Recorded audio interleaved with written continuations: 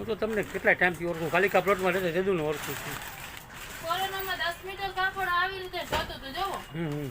અંદર નાખવાનું 5 અને 5 ઉપર. શું કરું?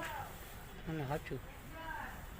હવે આમ આવે વાસ જરાય તમને કાંઈ ન થાય. હું બાજુમાં પથારી કરીને હોઈ જાઉં. અને ગયેલી સૌ એકવાર બંધ હતું. ગુલાભાઈની ગાડીમાં 6-7 દીનું. અને ભાઈ હું મને આખી રાતનો ઉજાગરો હતો. ટંકારાથી મિતાળા સુધી મેં એના ઉપર ઝોલું ખાઈ લીધું. બોલો, ટંકારાથી મિતાળા સુધી મેં ઝોલું ખાઈ લીધું, મને ખબર ન પડી. આ બધાના આશીર્વાદ છે બેન તમને. આશીર્વાદ જ છે. આનાથી કોઈ વસ્તુ ન થાય, ક્યાં? તમને ક્યાંય ન થાય બેન.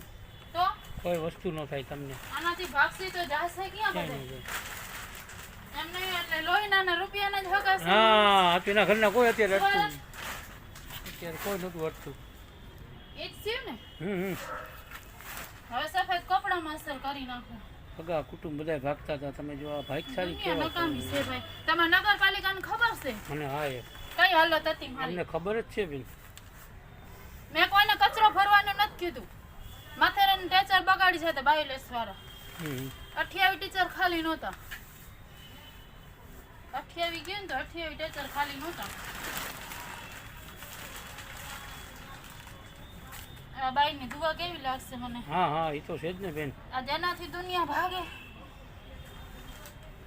ઓકે કે મારી નહીં જેમ બધા વાતું કરે છે. કેવું છે? હા, શું ખબર જે હોય ઉપરવાળો જાણે નહીં. 20 વર્ષની દીકરી છે. આપણે કોઈની મેટર ના ના ના, એના બેન કહેતા હતા 20 વર્ષની દીકરી છે કે. આને હા, આ પોતે દીકરી છે 20 વર્ષની હજી. આહા. ઘરેથી બે નીકળ્યા હતા, છોકરો દવા પી ગયો ને બેનને લાશ એટલે મળી. કયા ડેમમાં પડી ગયું? આપણે ઈશ્વરિયા મહાદેવ મંદિર. ઈશ્વરી મહાદેવ. ને ડેમમાં નહોતા, વાવરિયામાં હતા. હે? હા હવે આ છેડા ચારે હોય તમારે પીએમ રૂમમાં ઉતારવા ટાણી છે ને હા હા હા. તકલીફ નહીં. અને બિનવાસી હોય તો હું જાઉં છું. ના, ના. તમારી